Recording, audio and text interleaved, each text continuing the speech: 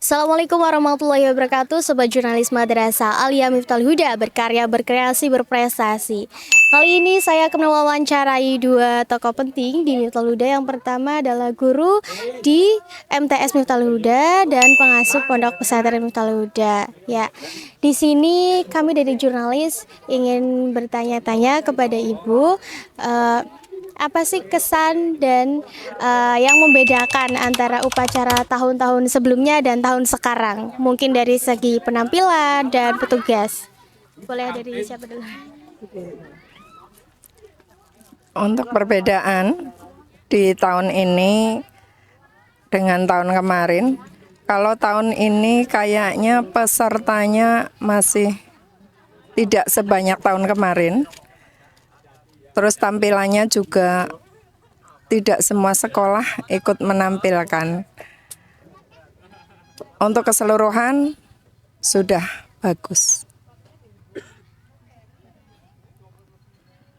Secara umum ya bagus untuk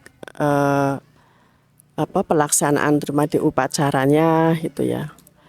Ada sedikit perbedaan di tahun ini ya, memang mungkin dari segi masing-masing lembaga mungkin ya, untuk tahun ini berkurang muridnya, mungkin jadi kayak peserta agak sedikit berbeda di pesertanya.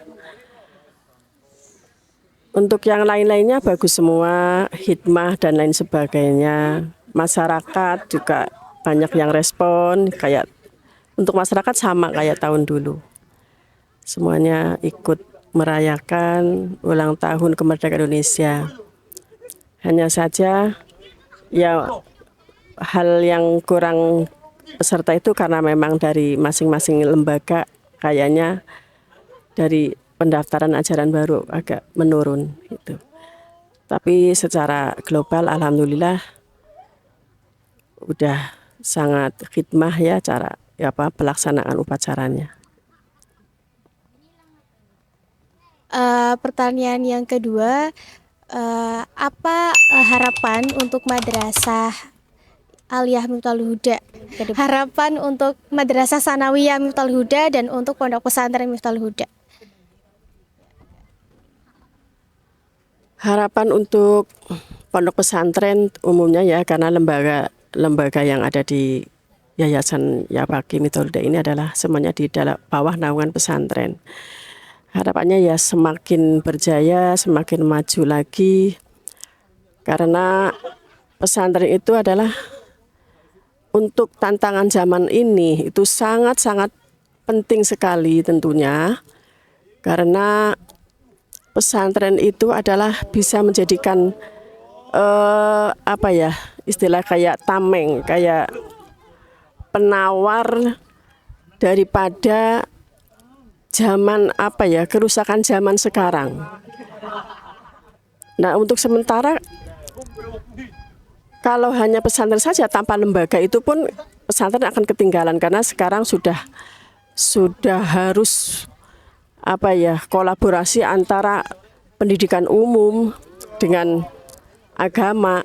Nah, ini sangat-sangat menunjang ya pesantren itu yang dikolaborasikan dengan lembaga pendidikan umum formal ini.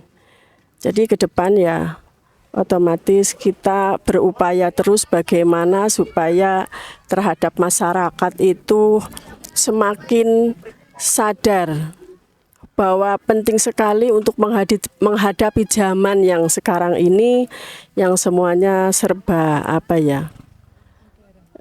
serba modern dan canggih ya, dan dari segi pergaulan juga semakin banyak tantangannya. Tentunya kami dari pihak pondok pesantren mewakili ya sangat menghimbau kepada semua masyarakat supaya banyak kesadaran dari orang tua, anak itu penting sekali untuk ngaji dan formalnya juga. Mungkin itu ya dari kami ya selaku pondok pesantren dan lembaga formal yang ada di pesantren kami yang perlu saya sampaikan. Terima kasih. Ini pertanyaan terakhir, motivasi untuk seluruh santri Miftal Huda agar terus semangat dari Ibu.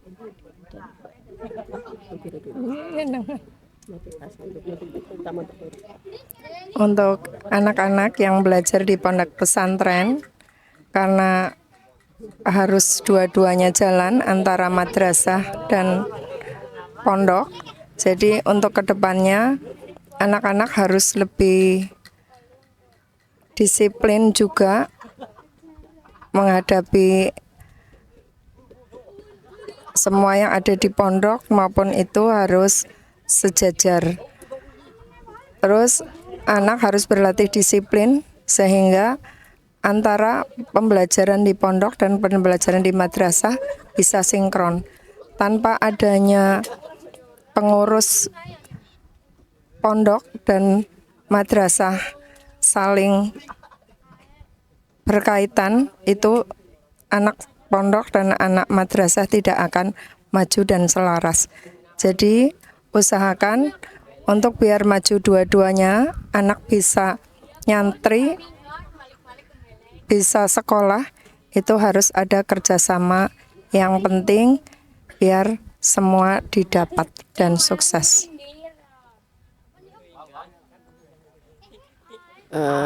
Untuk motivasi ya terutama kepada semuanya, santri, pada masyarakat, harus satu bersyukur sekali ya kepada secara umum, kepada, karena pesannya itu memang secara umum banyak sekali di Indonesia, dan ini di Indonesia itu alhamdulillah kayaknya negara yang paling beda dengan negara-negara yang lain. Di Indonesia ini masih apa ya istilahnya nasionalis ya, tapi tidak terlalu islami banget kayak negara-negara orang lain yang kayaknya kok negaranya terlalu apa ya keras kayak gitu. Kalau di Indonesia itu nasionalis ya, tapi di situ agamis juga ya. Jadi dua-duanya. Nah ini yang kolaborasi ini yang sebetulnya harus dipahami oleh semua masyarakat.